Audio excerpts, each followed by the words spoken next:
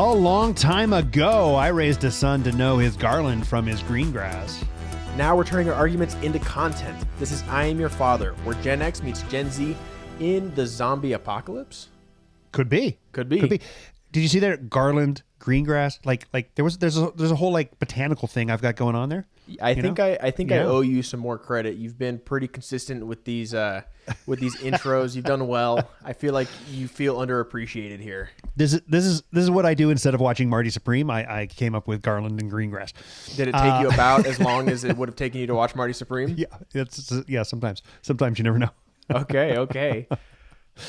Hey, we are through with 2025. We are. By the way, you're Graham and I'm Braden. Yeah. We get going on the roll and we forget what's happening. Yeah, I am Graham. I am your father. Yeah, and you're Braden.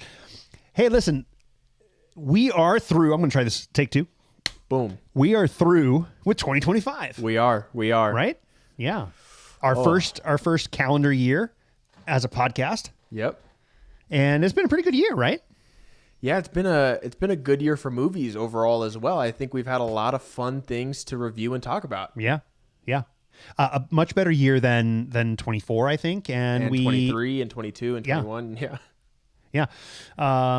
It was a really interesting year, box office wise too. So this episode is going to be our year in review. It's going to be what we think was the best of 2025. Certainly, as the year came to a close, a handful of films came out. We got to see some of the Oscar bait films. We didn't get to see them all. We'll talk about a few of them. But we're going to talk about our full year in. We did a 6-month review. Now that the full year is in, we're going to talk about that.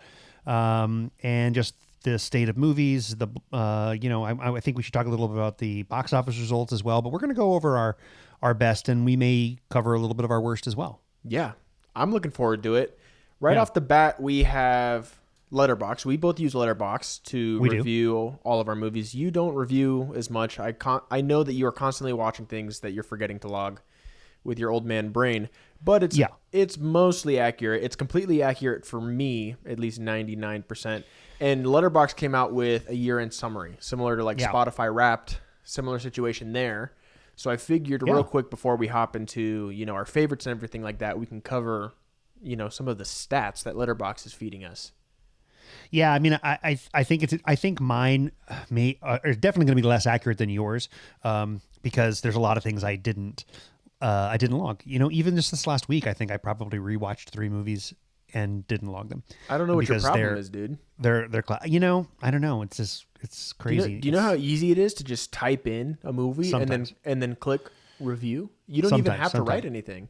You know what? I'm pretty good now at remembering to do the new ones. I'm just not as good as remembering to do the rewatches. What's the disconnect there? Well, like you said, I'm getting old and senile. I've that you are. Yeah. What can you say? That's why I get to be the angry old man on the podcast and annoy all the youths with my takes. But I mean, I do like the Letterboxd thing. I mean, so I'm gonna guess just off the top of my head that you doubled your logs compared to mine. It's possible. You know what? I'm gonna guess you double. Yeah, I think there's a good chance. My New Year's resolution for you is to log what you watch. So when we record this episode in a year, we can have more accurate data. Yeah, fair enough. I do. And I was looking, they provided a little chart, and you can see where my logging really kind of starts. It starts in April when we started the podcast. Yeah. There's a few logs in January, a couple in February, but then you weren't sold on several it until months. You had a good reason to be. Yeah. I started getting more committed when we started the podcast in April. And it's been a joy. That was when we started the podcast, right? Was it April? Or March or April. Yeah, somewhere around there. Yeah. So, but yeah, okay. So I logged 107 films. 107. Yeah. Did you double me? Tripled you. You tripled me. Holy. I logged 349 films this year. That's almost a movie a day. I'm on track to beat it so far this year. On track. I'm at 8 or 9 films so far this year. 1 week into the year. Yeah. You're already on track to beat it. It's my goal. I want to hit that 365 mark. I think that's a fun little metric. That's a movie impressive. a day. That's impressive. Yeah. nice work if you 349 can get it. is pretty decent. Well, I definitely saw more than 107, but I only logged 107. I'd really be willing to bet that you're much closer to the 200s to mid 200s. Yeah, that's probably right. You constantly tell me that you watch something, and I tell you log it, yeah, and you don't. I know. So I know you're up the there. other difference between our viewing habits is that I'm much more interested in prestige television than you are. You really focus on movies. I try and stay more up to date on prestige television, and so I do, and I can't log that. Most of it anyway. I can't log on Letterboxd. That's true. You know, yeah, I remember getting an email. It's a high hit rate though, because of 107, I wrote a review for 80. Nice. That's pretty good. That's a pretty good ratio of reviews. Although I don't know what your percentage is probably higher. I used to not write reviews. I have been now. I don't have it pulled up. I just wrote some of them down, but I know that out of my 349 films, my reviews were in the 300s still, low 300s. Wow. Super impressive. So, yeah, you know, it's just for nobody but me. They're not getting likes or reads or anything like that, but I just like to document for myself. Yeah. And I'll run through some of the other stats it gave me real quick. My most watched actor was Morgan Freeman, funny enough. Interesting. And that's because of the 3 Now You See Me movies, 7, Bruce Almighty, Unforgiven, Wanted, and then the Dark Knight franchise. So that's like 10 movies from him. My most viewed director, I bet you could take a guess, Sir Christopher Nolan. Yeah. I ran through his whole filmography this year, and I'll do it again this year. Sorry, last year, and I'll do it again this year. Yeah. My best week, I watched 15 films in 1 week, which is kind of crazy. I must have been sick or something. And then lastly, my most watched theme was epic heroes, and my most watched nano genre was action, epic, and emotion. So interesting. That kind of all feels exactly on par with me. Yeah. Okay, fair enough. All right. So interestingly enough, I'm pretty sure that both my most watched actor and my most watched director are wrong because of what I didn't log. But you know who came up as my most watched actor? Who? Stephen Lang. Yeah. What? Because you watched one Sisu movie and a few Avatar movies? 2 Sisu movies and 3 Avatar movies. Well, he's only in the second Sisu, so that's 4 Oh, that's movies. That's true. I don't know. There was a couple others. And then Dan Trachtenberg ended up being my top director. But there's no way I watched more of him than I did either Tarantino or Fincher, because I went through both of those filmographies this year and didn't log them.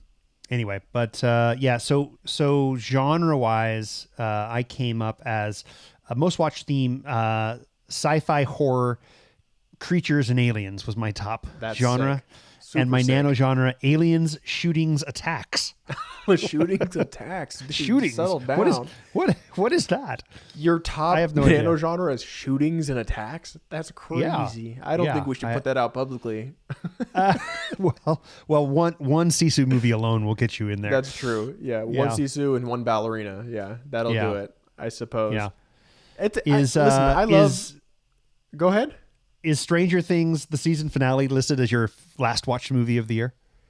Actually, no. I don't have it pulled up anymore. I'm forgetting. Okay. Actually, yes, it was. It was. Yeah, because right. I backdated it. We both watched that late on New Year's Eve. Yeah. Yes, it was my last thing. My very first film, I just happen to remember, was The Fall Guy. Rewatched The Fall Guy right at the beginning of the year. It's become somewhat of a comfort or just fun, feel-good movie. Ryan Gosling. Here's another one for me. My first film was Moonrise Kingdom. I also went through the entire Wes Anderson filmography this year with your sister. Okay. So I didn't log enough of those because he should. I mean, there should be at least 8 movies there that I didn't log. So yeah. Okay. I know. I'll do a better job. I'll do a better job. Son. I'm sorry. I let you. You have to. You know what? And you just mentioned you watch the movies. Think about it. Think about what you just watched in the last week. Try to log it. You can backdate. You don't even have to backdate. You can mark it all as logged today. That's fine. Just get it done. Get it done. We'll get it done. It's a fun app. I really enjoy it a lot. Yeah, I just renewed my subscription. Just renewed like this week. So nice. I think it must have been this time last year that you convinced me to pony up for the whatever. So you could change the posters? Premium edition of some kind. Yeah. All right. Hey, before we get into our main topic, is there any news we should cover? I think there might be one or two things. We're not going to do a full 10 and 20, but we could just touch on a few key points. Yeah, there definitely are a few. I think maybe 2 or 3. Right off the bat, the first thing that I want to cover is the mass hysteria that has taken the internet by storm, the Stranger Things fandom, and has been coined Conformity Gate. Yeah. So I know you know what this is, but for anybody listening who does not know what this is essentially... That's an impossibility. Yeah, that's true. It's been the only thing on my feed for the last several days. This has been a large group. You might as well ask if for those of you who haven't heard 6-7. Yeah. Oh, okay. You know what I mean? Like Yeah, it's as annoyingly ubiquitous right now as that. It's true. It's all anyone's talking about. This is essentially a large group, or at least a loud group of people who are convinced, absolutely convinced, that at time of recording tonight, a new secret final episode of Stranger Things season 5 is dropping. They have, hours and hours worth of evidence as to why this is happening and why the Duffer Brothers are the most genius directors in history, why they're pulling just the biggest trick ever over on us right now. And they're absolutely convinced, 100% convinced. And I'll speak for myself. Never at any point did I believe that this was going to happen. At time of recording, if it was going to drop, it likely would have dropped 45 minutes ago, and it did not. And so it's not happening. I never believed it was going to happen. You don't think it's going to drop at 7? Oh, maybe. I don't know. Listen, here's the thing. This was never going to happen. Like, all these plot holes or sneaky writing that everybody's pointing out was just subpar writing. It was mistakes in the show, little things like that. This was never happening. Or in some cases, little just Easter eggs that people have decided to add far too much meaning to. Exactly. Yeah. I mean, this is 2023, 2024 Swifty level sleuthing going on of like people just trying to figure out like the number of eyelashes that Taylor Swift has visible in a certain picture will let you know exactly the date and time that an album is going to drop. Like, that was the kind of madness that we were getting during the Eras tour. We're getting it now with Stranger Things. I know. It's absolutely crazy. It was never going to happen. But listen, I'd be lying if I said a little part of me wasn't hoping that they were right. But here's why. We are kind of in the minority, it seems, of people who enjoyed the Stranger Things finale. I didn't really want them to change anything. I didn't want a new episode. I didn't want anything like that. Yeah. I like the novelty of the idea of this. I would love for a show to do this at some point. Like, had Loki or WandaVision or something like that done this, would have been really cool. The idea is super interesting. I wouldn't have wanted it to happen with this series, at least not the way that they ended it. So I'm relieved, honestly, that it's just exactly that, mass hysteria. And I'm relieved that Conformity Gate is, at least at time of recording, not true. You know what's going to really suck? We're going to record this episode. We're going to finish. We're both going to go downstairs and, have some dinner. And then suddenly there's going to be an episode and we're going to be like, now we have this uninteresting content where we look stupid. I'll just cut it out if that's the case. But that's not going to be the case. It's not going to be the case. It's just not. I really don't think it's going to happen either. I mean, but I got to say that similar to when like a movie that you really care about is coming out and the internet fandom in total is going to spoil it. And you are not able to see it that first night or whatever, like today was similar. It was like, I couldn't even go online without being bombarded with Conformity Gate related content, to the point that I literally had, like, I put my phone on Do Not Disturb for several hours and was like, I'm not even looking at any of these alerts that are coming in. It's ridiculous. Yeah, no, it is. To quote Captain America in Endgame, you got to move on. You just got to move on.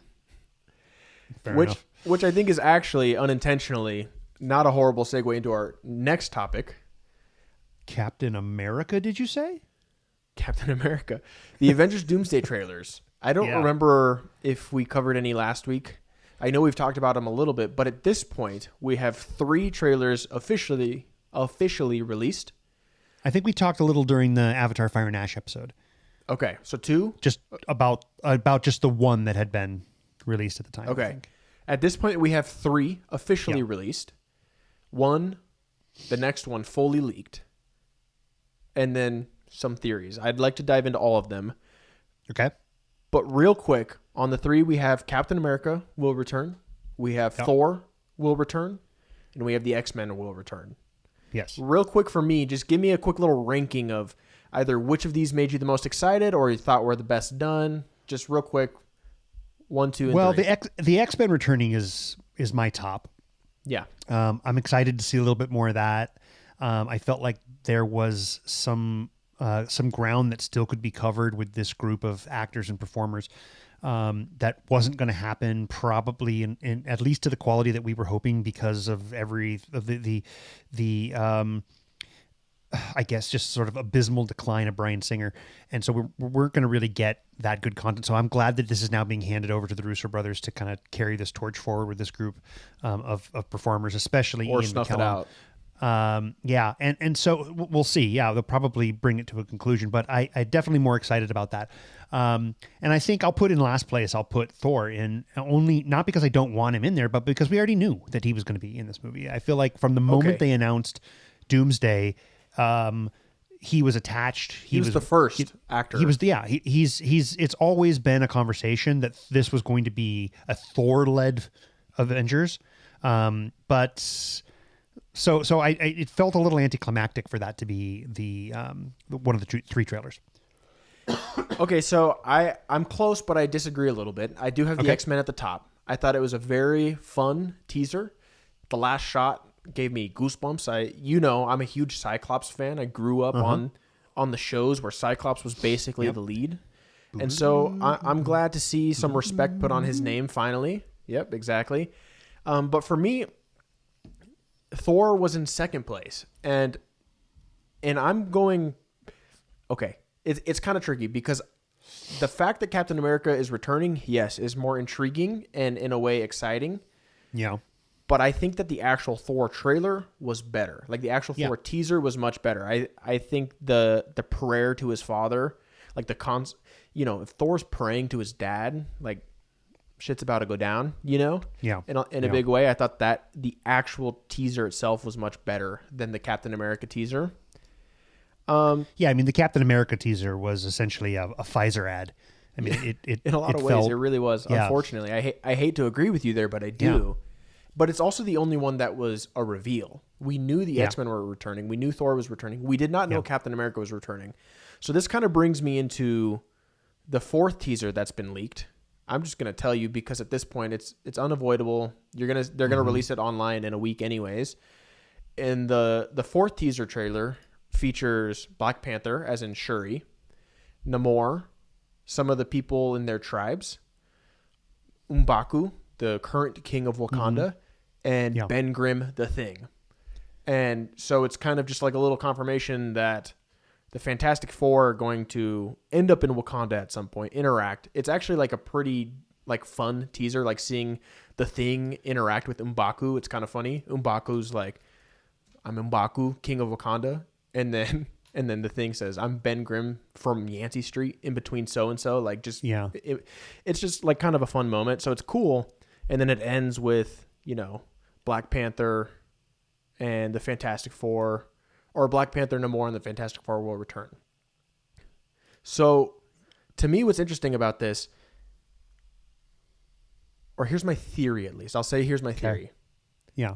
It's heavily speculated and maybe even confirmed, I don't know, that we're getting a full trailer, a legitimate trailer for Doomsday at the Super Bowl, which is just a little over a month away. Yeah. Or under a little over a month. No, it's like exactly a month. It's 31 days from now. Okay, exactly a month away. I believe the Super Bowl's on the 8th. Okay.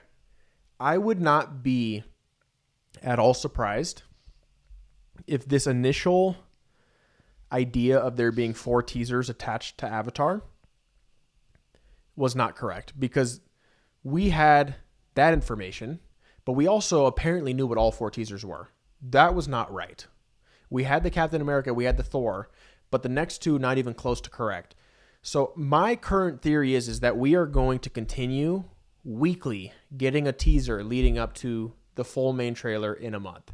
So I wouldn't be surprised if we get 3 or 4 more teasers just further revealing cast. Like we still have the Thunderbolts to go. We still have Sam Wilson to go. There's a few characters announced that we haven't seen yet. And then I'm sure if they showed Captain America, it wouldn't be ridiculous if we got a Doctor Strange one or something like that, you know? So I feel like this initial 4 teaser thing is going to actually be wrong. I think we're going to continue to get these teasers until we ultimately get the trailer for the Super Bowl. 1 week until the Super Bowl, you're saying? Yeah. Yeah. All right. Well, do you want 1 a week? Do you want to keep seeing more? You know, the way they're doing it is not feeling like I'm getting so much that I don't want to see. I agree. Know? So I'm kind of okay with this as of right now. Like if they put out a teaser that just shows way too much, then I'll be against it. But so far, other than Captain America, they're just telling us what we already know. Which characters are already in it, which we already know. We already know the Wakandans are in there. That's what worked with the Endgame marketing. That's what worked with the Endgame marketing. We didn't see, like, everything from the Endgame trailers basically happened within the first 20 minutes of Endgame. They just basically said, here's a trailer for the characters who are going to be in this movie. Get excited. Remember what happened in the last movie kind of thing? If they do something similar with this, like, here's everybody we told you is going to be in the movie, plus maybe like 2 more people, I think I'm okay with that. Yep, me too. I agree. I'm okay because these feel like actual teasers. They don't. Yeah, they do. They're not trailers disguised as a teaser. They're like 25 seconds long each, and like 5 of those seconds is dedicated to a black screen saying so and so will return in Avengers Doomsday. Agree. All right. Well, I kind of hope you're right. Yeah. It's just I'll just say this. It's fun to be optimistic or somewhat excited or intrigued about Marvel right now. They're doing it. They're doing it in a fun way. But anyways, you can take us into our next topic. Yeah, I mean, speaking of people who we expect to see in Doomsday, Sebastian Stan. It has been reported that Sebastian Stan is joining the DC world, not the DC universe though, but in Matt Reeves' Batman Part 2, we're going to get Sebastian Stan as Two-Face. Boom, baby. Yeah, this is interesting because this is now the second actor that people have talked about as potentially being connected to this part and cast in this part. But I read earlier today that it is official. That he has signed on to the project, and hopefully that's accurate, but that's what I read earlier today. At first it was rumored, in talks, etc.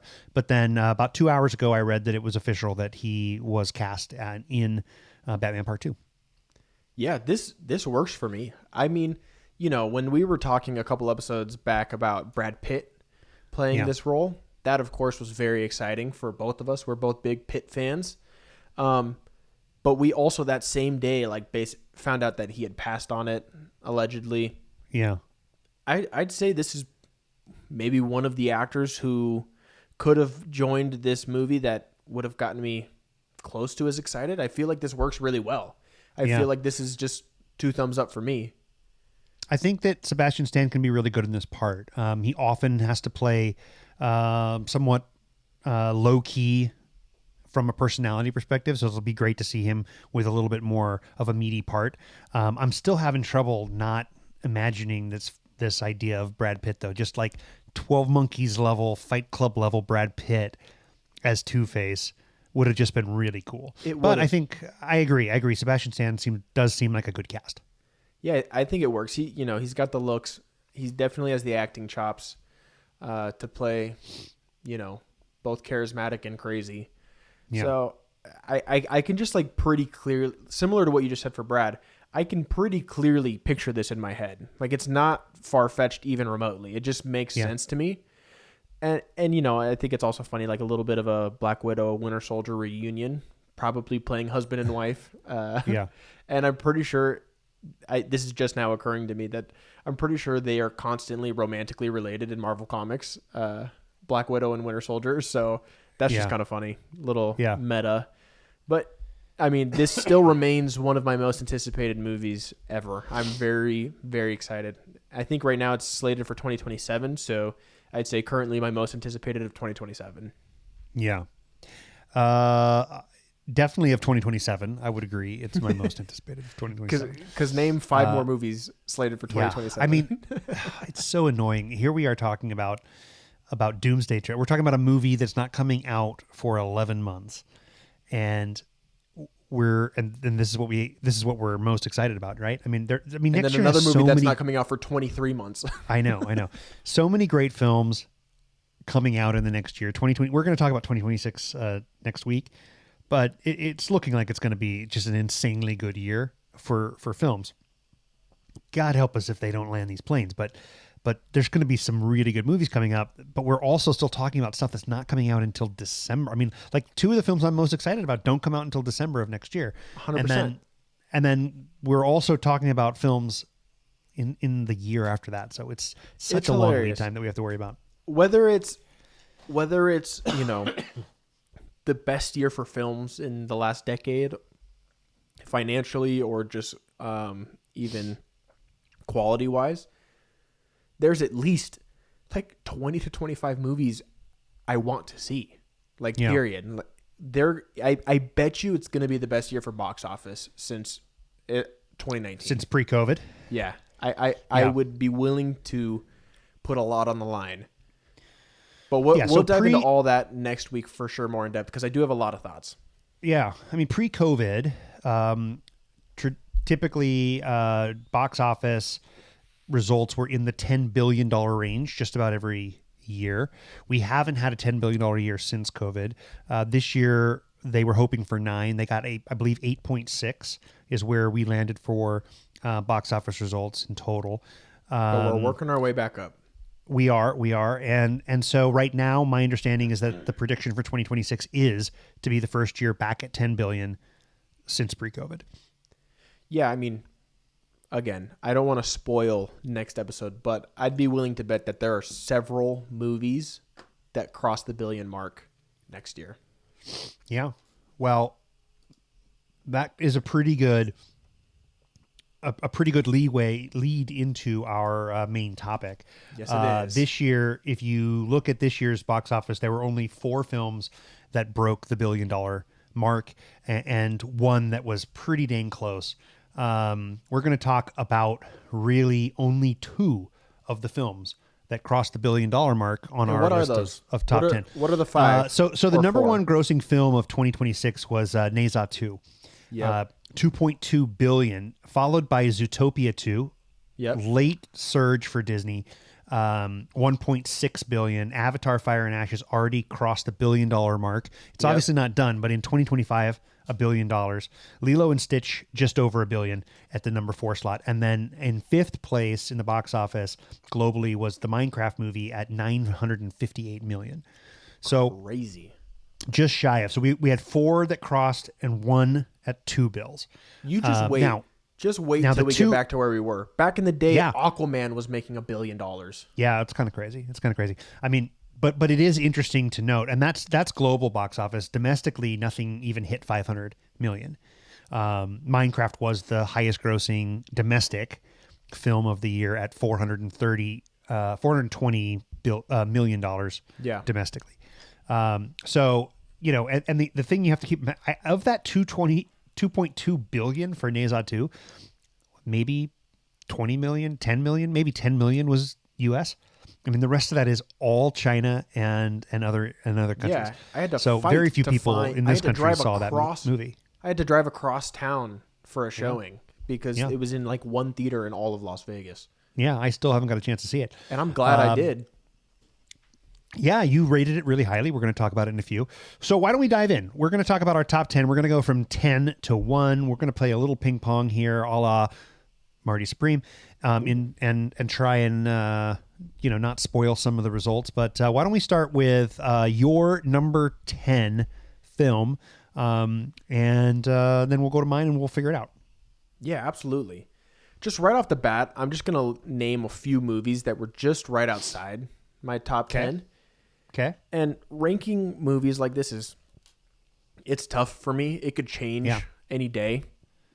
Any rewatch, anything like that. So some movies that these are all movies that I really loved, didn't quite crack my top 10. Okay. Thunderbolts, Fantastic Four, The Long Walk, Train Dreams, Avatar, Black Bag, Ballerina, a movie called If I Had Legs, I'd Kick You. And this is going to be my hottest take probably is, and most surprising that it didn't crack my top 10, is One Battle After Another is also in my honorable mentions. So all those films I really enjoyed this year. I'd say it was a great year for film.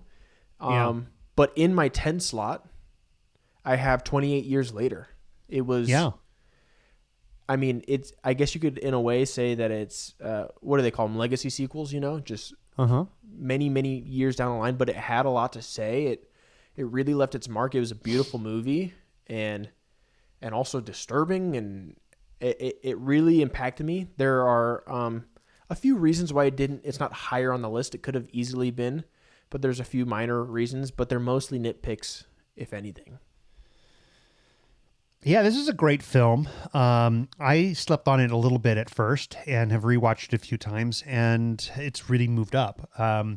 I'll just to keep us moving here, I will reveal that I have 28 Years Later in my number 3 slot. I think it's the third best film of the year. I loved it.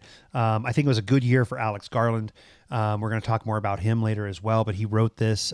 Great to see Danny Boyle back in the director's chair with this franchise.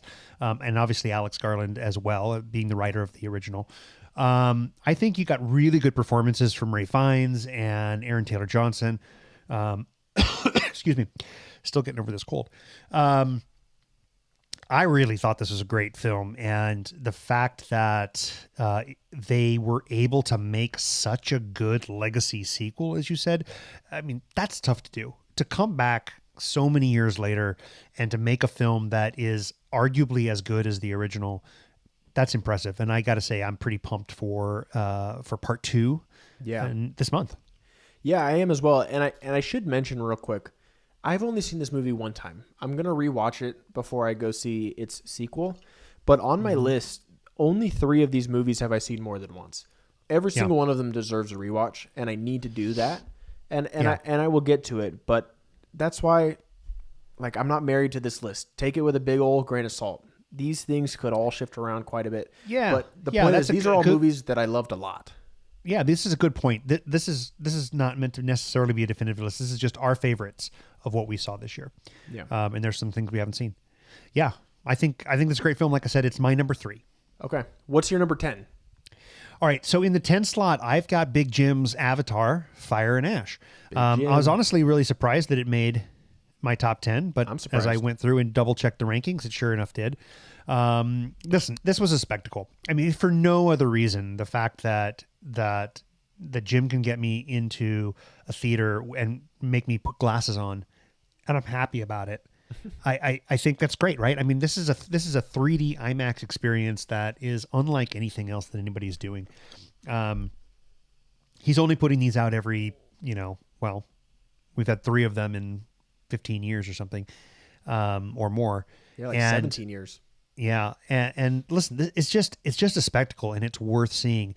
I don't know how frequently I'm going to revisit this movie, but sitting down in the theater and just being completely transported into the world of Pandora, it's pretty spectacular, and I think that it deserves a place in our top 10.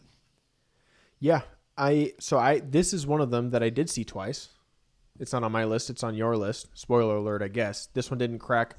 Oh, I already mentioned it. It didn't crack my list. I rewatched it, and my experience was the first half, I was like, okay, this is actually much better than I remember. It's going to go up for me. Then the second half, I was like, this part isn't as good as I remember. So it's right back down exactly where we started. So my opinion on it basically did not change at all. And it didn't crack my top 10. And I would say it's not my favorite Avatar movie either. Yeah. There are aspects of what he did technologically with some of the actors that I think he upped the game with. Definitely. And I really enjoyed it a lot. So I get why it could fall short. Like I said, it was for me, it was between Avatar, Fire and Ash, and Superman for that 10th slot. Oh, okay. And ultimately I gave Avatar just a little bit of an edge. So yeah, Superman's not on my list. We can talk about it a little bit more later. Okay. Well, I'll take us into 9. Yeah. And I'm pretty sure you and I have the same 9. We do. We agree on the 9th best film of the year, our 9th favorite film of the year. Yep, and that's F1. Just an all-around, action-packed, great time. Like, truly. And, we just admitted not too long ago, we are very big Brad Pitt fans. So this was going to work for us, even if it was just okay, if we're being honest. Yeah. Yeah, for me, this is not even a great Brad Pitt movie. I love Brad Pitt. I'm going to go see anything he's in, honestly. Yeah. But to me, this Brad Pitt was fairly lackluster. He's a really great movie star. He doesn't have to try very hard to be compelling on the screen. No. But it didn't feel like he was trying that hard. But I still liked him. What makes this movie great is Formula One and just being able to be completely immersed in that world, a world that is not particularly well known to me, but the way that this was shot, the innovation that went into it, just the overall spectacle of it, pretty great movie. I did see it twice, both times in theaters, both times IMAX, and dang it if it wasn't even better the second time around. Yeah, it feels like it would be. I think it's the kind of movie that will continue to get more and more interesting the more you sort of start to understand a lot of the jargon and the idiosyncrasies of the main character, which is Formula One and not Brad Pitt. Well, that's probably for me. The best part of the movie is I went into this knowing nothing about Formula One, and I walked away feeling that I had been filled in appropriately. Like, I understood everything I needed to understand for this movie. The movie taught me well. And so I appreciate that. And I also appreciate our yearly check-in with Brad Pitt to make sure he still has abs, Every so often, he's got to show up on our screen shirtless just to remind us, he's in his 50s, but he's still got abs. Oh, I think he might be older than that. But, yeah, I mean, the guy, he's a freak of nature. He's absolutely amazing. Yeah. He's a handsome fellow, that's for sure. Well, so we just covered both of our 9, so I'll go ahead and cover my 8 while I'm at it. Okay. My 8 for this year, 2025, is going to be Marty Supreme. I know you didn't get a chance to see it. I just saw it. Yeah. Timmy's already winning awards for it.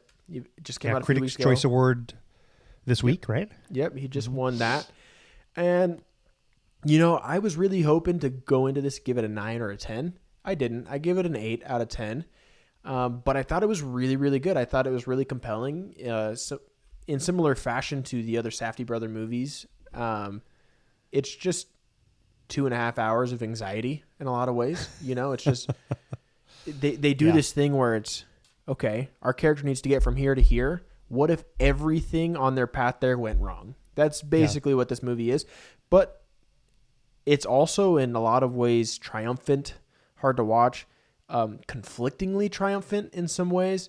Timmy puts on a great performance. He's not playing some crazy out of character role for himself, but I still think it's a really great performance, and so I appreciate it a lot, and I would definitely watch it again. Yeah, I'm hearing nothing but good things. I can't wait to see it. I'm bummed I didn't get a chance. It's probably the one movie that's out this year that I didn't get to see that I'm most bummed about. I really wanted to be able to see it before we did this episode. I'm pumped that it made your top 10. There's some pretty good movies that are below it on your list and even outside your top 10. So that just tells me all the more that I need to get out there this weekend and go check it out in theaters. You definitely do. It's definitely worth seeing in theaters, I believe. Yeah. Yeah. Well, I'm going to jump into my number 8 then. Okay. So my number 8 was somewhat of a last minute addition to this list. I actually only got a chance to watch this today. Oh. And primarily I pushed it up on my emergency viewing list because you'd already given me your top 10 and it was here. So I am going in the number 8 slot with a movie that I don't think a lot of people have seen this year. It's called Twinless. And stars Dylan O'Brien and James Sweeney. Written and directed by James Sweeney. Yep. Also, which is super impressive. I didn't know this performer, this writer, this director before this movie. I found myself really impressed with his performance and then looked him up only to discover that he also wrote and directed this film, which was exactly, by the way, the same experience I had with my homework this week, ironically, with the writer and director and co-star of that film. So this is a really cool movie that just really comes out of nowhere and catches you by surprise in so many different ways. Dylan O'Brien is kind of sneakily becoming one of my favorite young performers. He wasn't even on my radar before maybe the end of last year. I wasn't a Maze Runner guy, so I wasn't familiar with his earlier work. Yeah, I mean, and the young adult stuff you can never put too much credit towards. Yeah. But I've been telling you for a while that you got to keep your eye out for this guy. I've been telling you he's good. You have. Well, listen, this was a great performance by him. 2 performances, really. One bigger, one smaller, but this is a really great film. And for those of you who don't even know what this is that we're talking about, you should definitely try and track down Twinless. It is, I mean, I'd call it a drama. Yeah. And man, it makes you laugh, and then it punches you in the gut and breaks your heart. And then it makes you laugh again, and then it punches you in the gut again. It's what a really good drama should be. And not enough of these films are made. I agree. At all. Yeah. I agree. When I saw the trailer, I knew I was going to like it. It very much presents it as not everything is as it seems, And so that was the hook for me. And I was blown away by how good I thought this movie was. I'll say definitely the better of the 2 Sweeneys this year was this guy. And I hadn't even made that connection. That's funny. Yeah, and I'll just say for me, it's in my 3 slot. So yeah, one of my favorites of the whole year. I thought it was phenomenal. I really, really did. Yeah. So we both inadvertently spoiled each other's 3 slots. Yep, that's okay. Yeah, I went into this blind. I had 0 context for this film at all, and so that was a pretty cool way to do it as well. That's partially why I'm also not saying anything about the plot. I'm hoping that some of our listeners might be able to experience it the way that I did, just totally blind. It will definitely it'll definitely be a surprising viewing experience for you. It's really cool. Sweet. All right, I'll jump into 7, and I'll move a little quicker here because we've already covered this one in depth. My 7th slot is going to be Superman. Just a big part of why this movie is rated so high for me, or ranked so high, that is, it's one of the few I saw multiple times, but also just kind of the cultural impact when this movie came out. There was this sense of unity among the internet that this was a really fun movie, and that we all needed to be more like Superman in a way, So it was a fun time this year to be a comic book fan, a movie fan. It was just a fun couple months, and I think the movie is really fun. It's got that James Gunn flavor. It's very uplifting, and so it was pretty easily cracked my top 10 this year. Yeah, I mean, like I said, this fell just outside of my top 10. I have it in the 11 slot. I enjoyed it. I think it's a really good film. I think I had a lot of fun with it. More fun than I expected. I had a few issues, as we know from our Superman episode. I guess for me, the big plus here is that it was just good enough, just successful enough that James Gunn can continue to do this and give us some more great films. I was worried. I mean, so look again, going back to the worldwide box office results, this film did only $600 million. Yeah. Which for a movie of this, with this budget and this marketing budget, isn't exactly profitable. But I think luckily the fan appreciation of it, the critical appreciation of it is enough. I don't know that it necessarily lost money, but I don't think it really made much either, unfortunately. But it was good. It's worth watching. I have not revisited, but I think I should. Yeah, it's worth revisiting. Yeah. Your 7? All right. Number 7 is a film for me that I think you might have given me homework. I did. Yeah. So Begonia with Emma Stone and Jesse Plemons. and Jesse Plemons. Yeah. So I just loved this movie. I thought it was so great.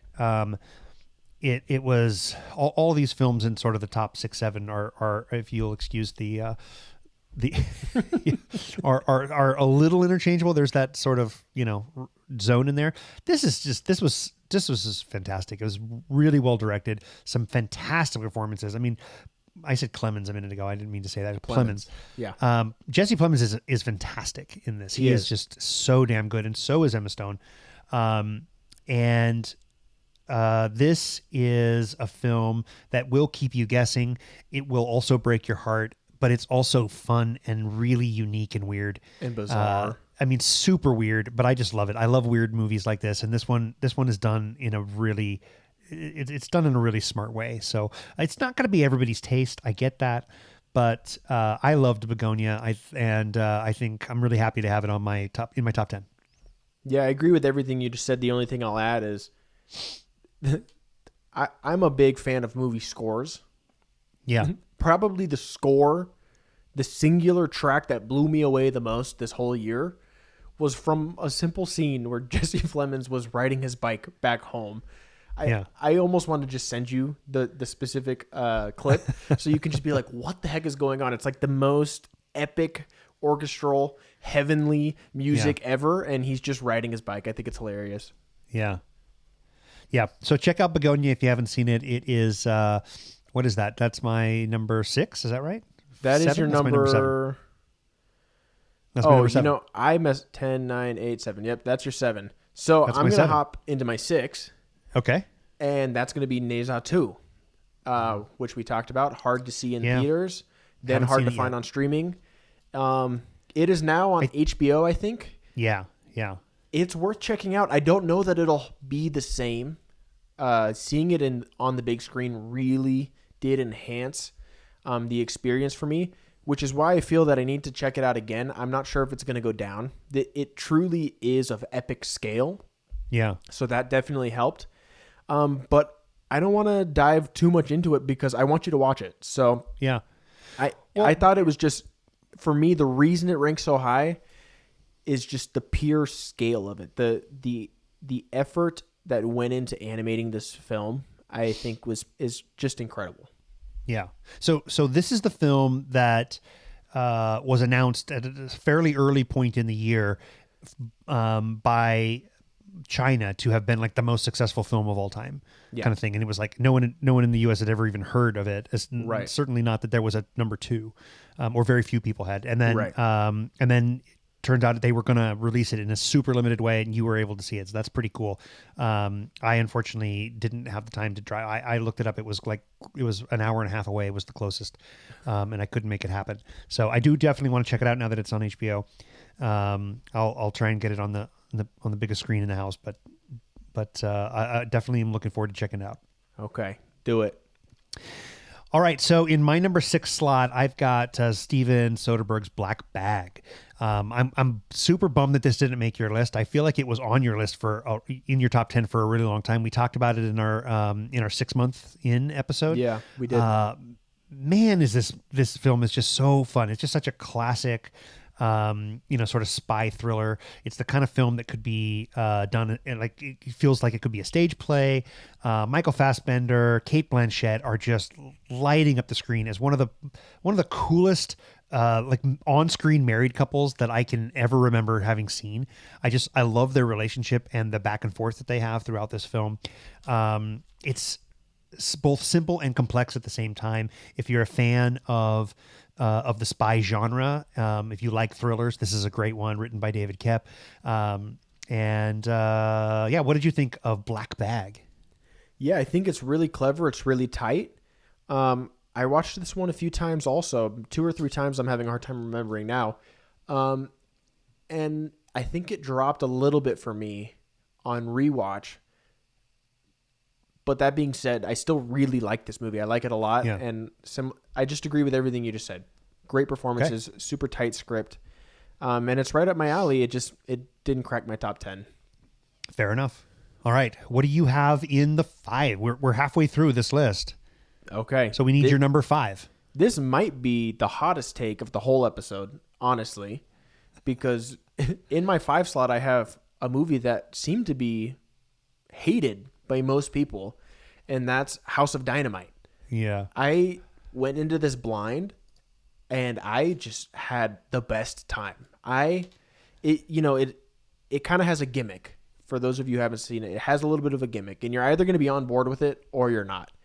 I was on board with it. I liked it. I was game as soon as I realized what was happening, and it did everything I hoped it would do, and more than that. It just really, really worked for me. I didn't expect to have such a good time with it, and I definitely didn't expect to then look on Letterboxd and see everybody just dumping on it. So I'm definitely in the minority here, but House of Dynamite I thought was a really exciting, tense thriller and what if situation.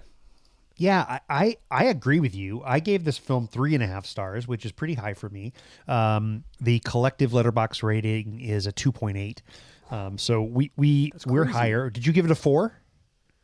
I gave it actually everything from this point on is a 4.5 for me. You gave this one a 4.5. Yeah. It worked so well for me. I literally had like just nitpicks. Yeah.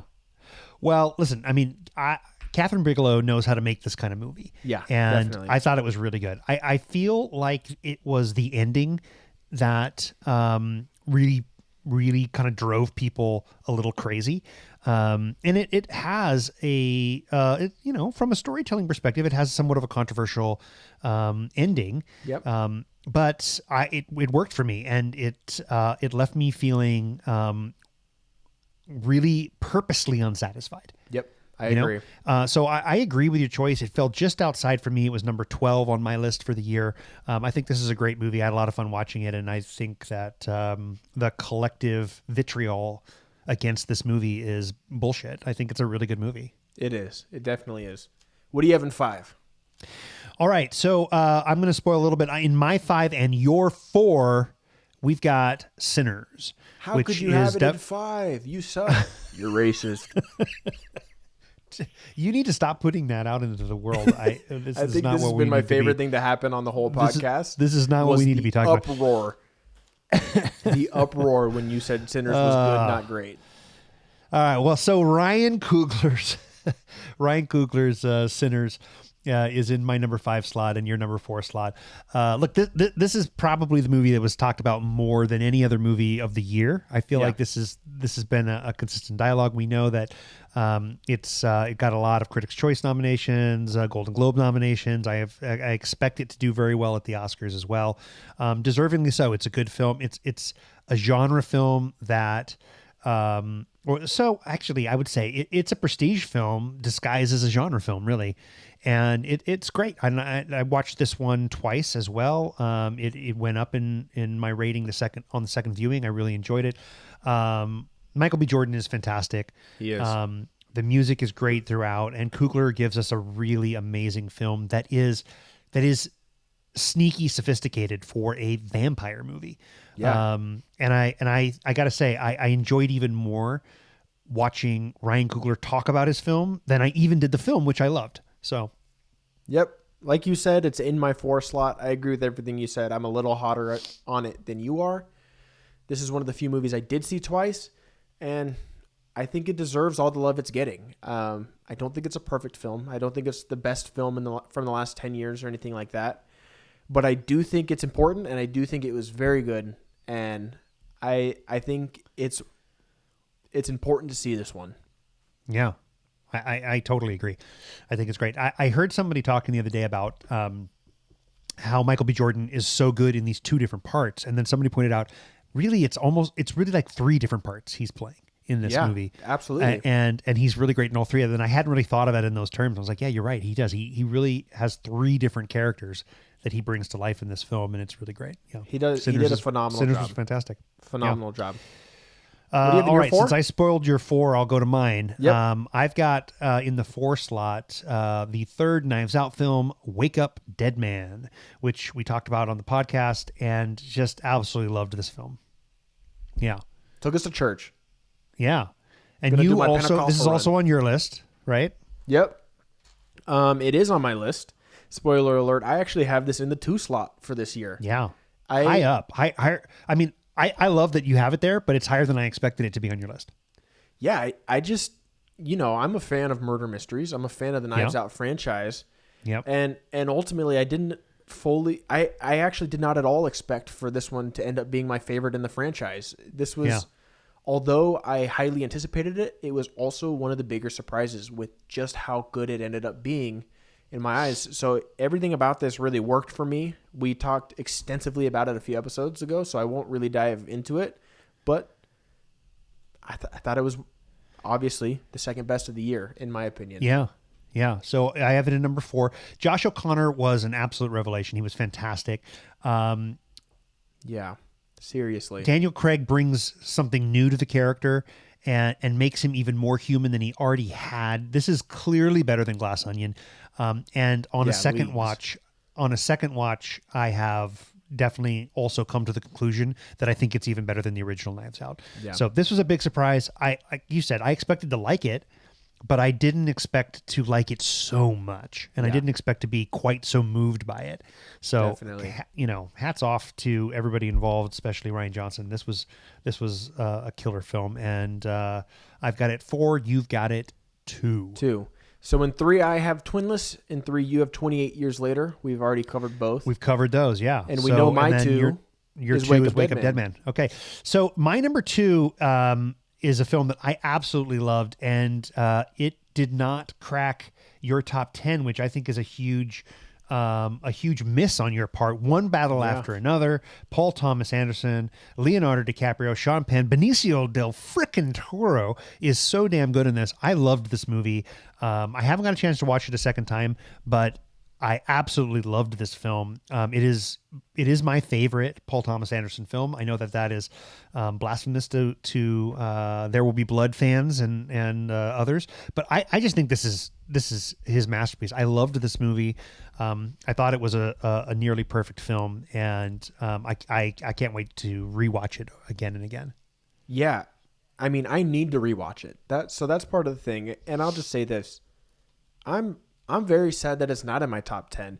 There's nothing I hate more, truly, especially since we started doing this. One of my least favorite things is to be excited to see a movie that everybody is saying is the best movie ever, and then go see it and not feel the same way. Yeah. I'm always hesitant.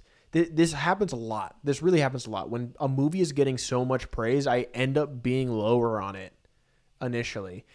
Rewatch, it tends to shoot up. I don't know what it is. Maybe I need to do some looking inward at why exactly this is.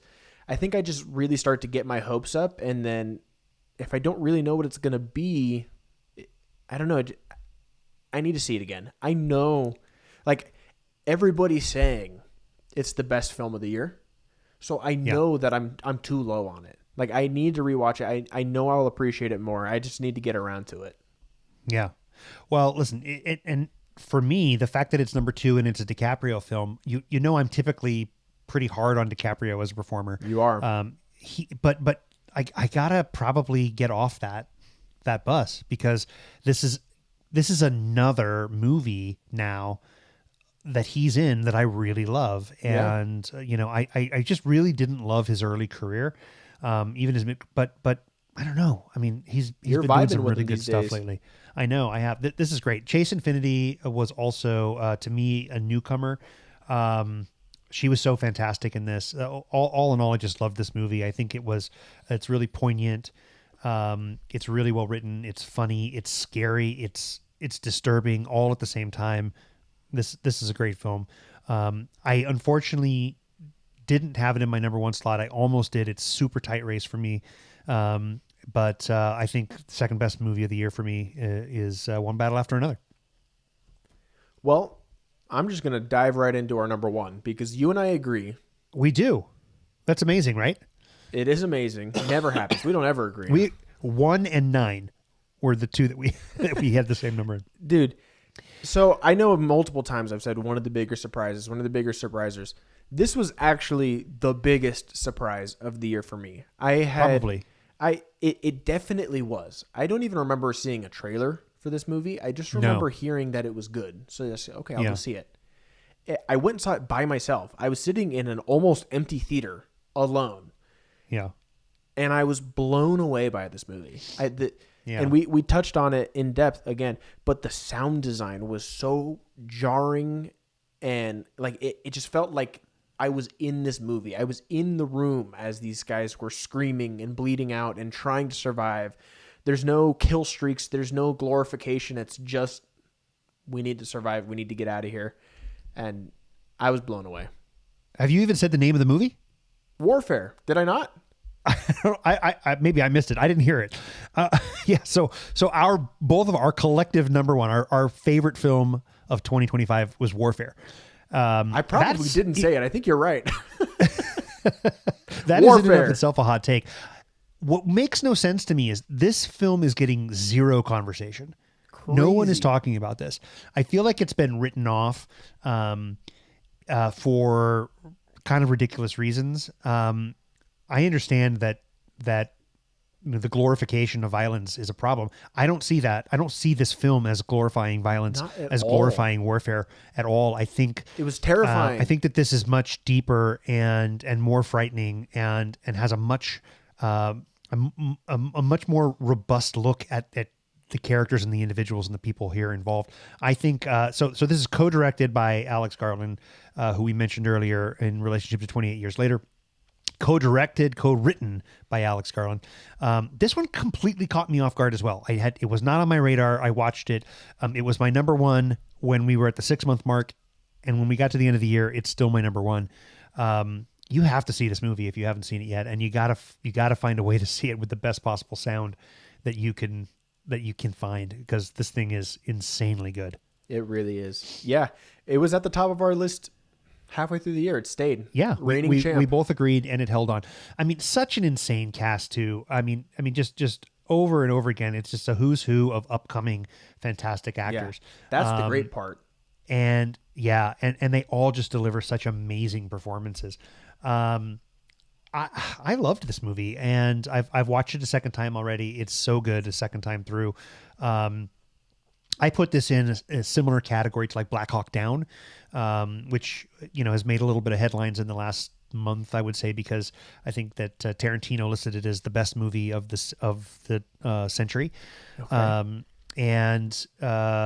I just love Black Hawk Down, but Warfare to me is so damn good. It's definitely in that conversation in terms of really amazing films in this genre.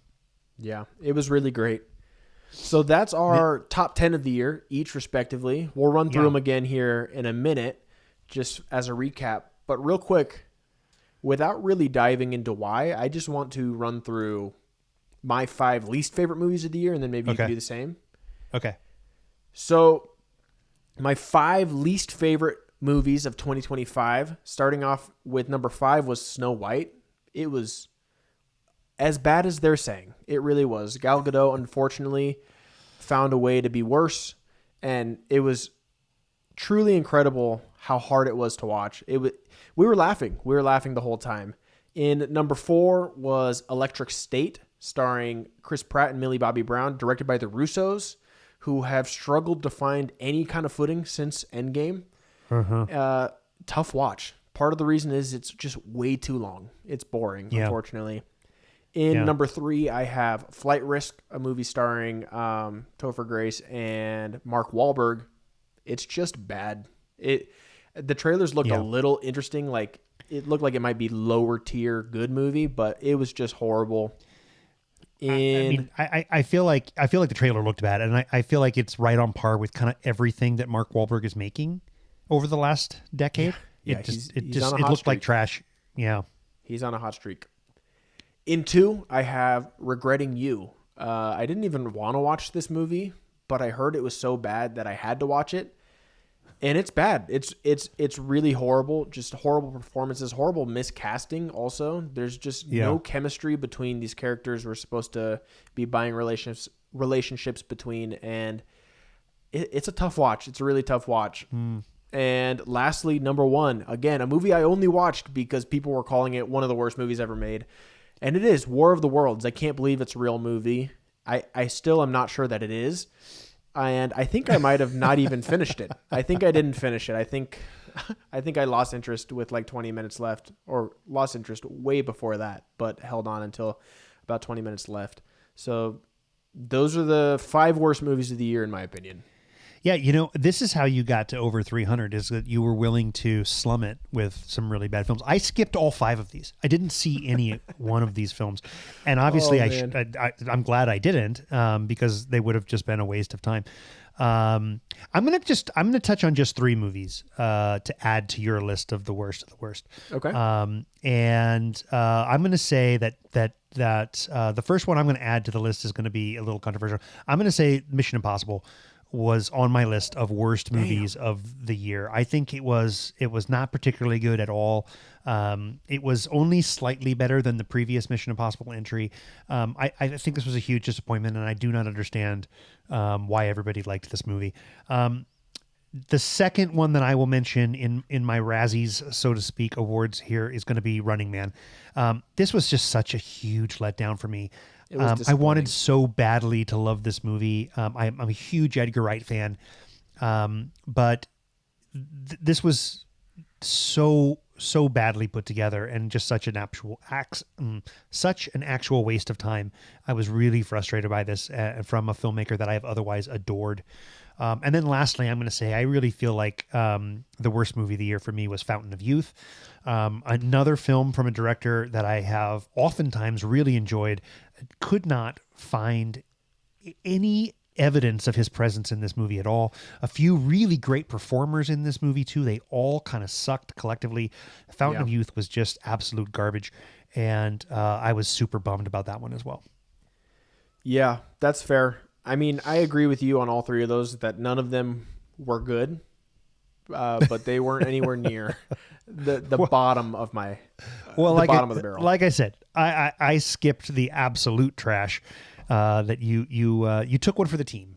Well, it's just, I feel like I don't want my letterbox chart to just be, a bunch of movies right at the high end. I gotta show that I'm able to say movies are bad. Fair enough. My 107 is just a much more curated list of films. Fair enough. Yeah. Fair enough. Yeah. Well, I'm going to quickly recap my 10, and then you can do the same. Sounds good. So my top 10 movies of 2025 are as follows. I have 28 Years Later in the 10 slot. I thought it was really phenomenal. In the 9 slot, I have F1, Brad Pitt.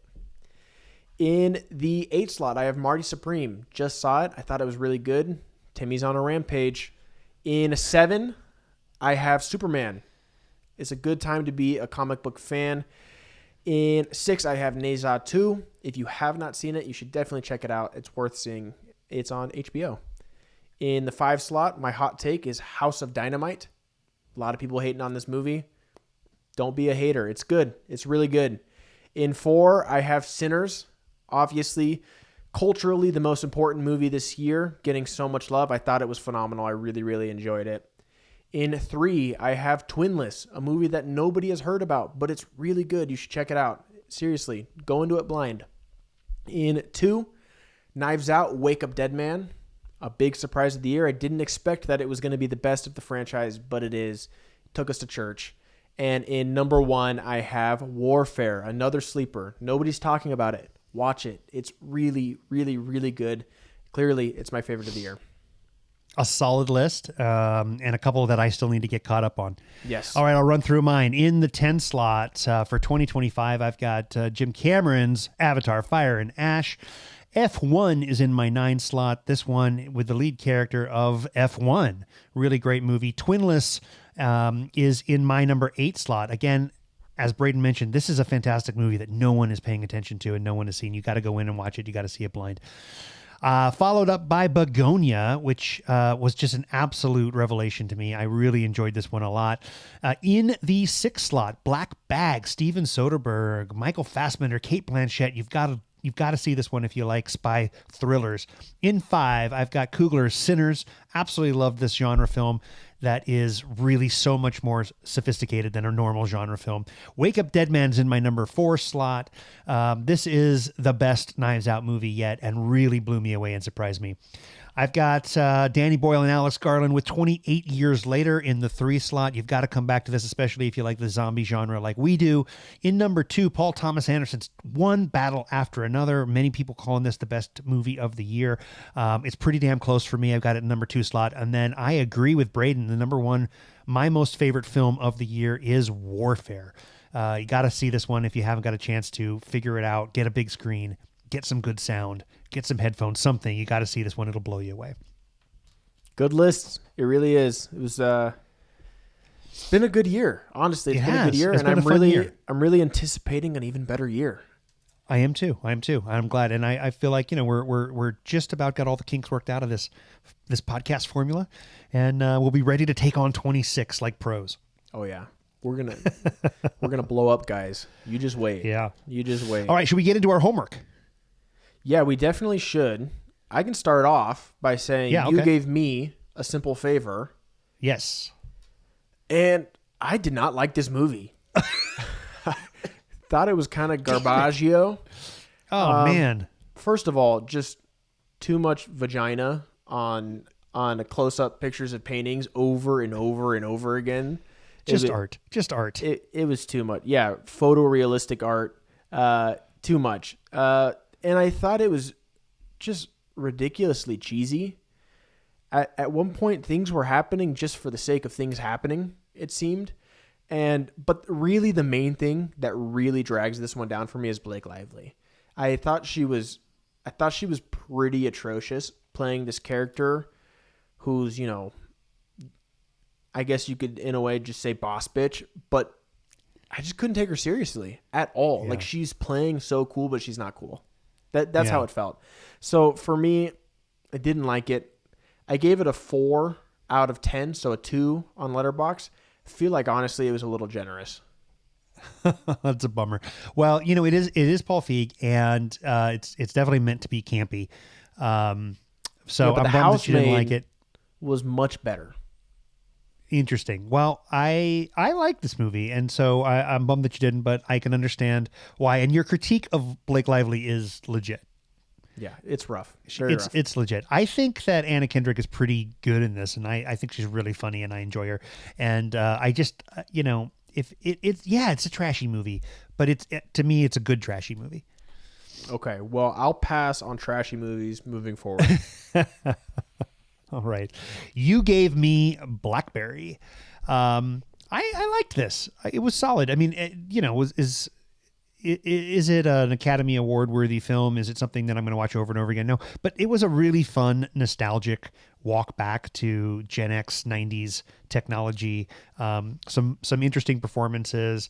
It was, it's kind of fun, similar to Steve Jobs or the Tetris film, kind of go back into that tech boom and everything that was going on in that world, and kind of pull the curtain back a little, see what not necessarily really happened. Obviously, it's dramatized and fictionalized, but I had fun with it. I thought it was a good one. Yeah, we're both a fan of the tech bro movies, so I knew you'd at the very least enjoy this. I think I enjoyed it a little more than you, but you also enjoy Steve Jobs quite a bit more than me, so there's a give and a take there. But I knew it was going to fit in a category of movie that you liked. Yeah, I enjoyed it for sure. I would definitely recommend it. I think I gave it 3 stars on Letterboxd. I think it's solid. Yeah, that is solid for you. This week, I'm going to give you a new movie, obviously, that you have not seen. Uh-huh. And we did a little bit of talking about F1, directed by Joseph Kosinski. This is another movie by him. He's honestly quickly becoming a director that I really enjoy and respect a lot. And this movie is going to be Only the Brave. I don't know much about this movie at all. Yes. So all I'm going to tell you is Josh Brolin, Miles Teller. It's a movie about firefighters. And Joseph Kosinski does what he does well in this movie. I thought it was very, very good. I think you're going to enjoy it. Okay. Yeah. Sounds good. It's like, smoke jumpers kind of thing or something like that. Wildland firefighters. That's Hulu. Cool. All right. I'll check that out. It's on Hulu. Okay. Fantastic. I am giving you a Steven Soderbergh classic. You are going to be watching Out of Sight. All right. George Clooney, Jennifer Lopez. Oh, yeah. She's really good. Oh, sorry. Listen, so I think that this is she actually is really good in this film. It is it's surprising how good she is. Now, for our listeners, unfortunately, they will have to rent this. It's available in your Apple account, so you'll be able to watch it on Apple. But I think everyone else is going to have to spend $3.99 or so if they want to keep up with us. Okay. Based on an Elmore Leonard novel, so it's a good little let's call it noir crime comedy that I think you will enjoy. Let's hope you're right this time. Let's hope. Yeah. Well, you win some, you lose some. It's definitely true. I've lost more than I've won, unfortunately. Well, you got to get a pretty good one this year. I was actually looking at my list of homework movies that I've made, and there's definitely some good ones on that list. And there's some snoozers too, but there's some pretty good ones on that list. The list of movies you've given me, or the movies I've given you? No, the other way around. I was looking at the list of movies you gave me. Yeah, of course. And there's a combination of like, several 4, 4.5, 5-star movies. There's at least, I think, 1 5-star movie on there. And then, there's a couple like 1 and 2s as well. So, it happens. What can you do? It happens. Yeah. All right. Well, we've ranked, we've debated, we've disagreed. They're not about who shot first. It's all just another day in the galaxy. So whether you're Gen X, Gen Z, or somewhere lost in the timeline, please continue to listen, like, share, and subscribe to I Am Your Father. Until the next episode, remember that with great power comes a great second breakfast, but winter is also coming, so may the Force live long and prosper with you. Scooby-Dooby-Doo. Thanks, son.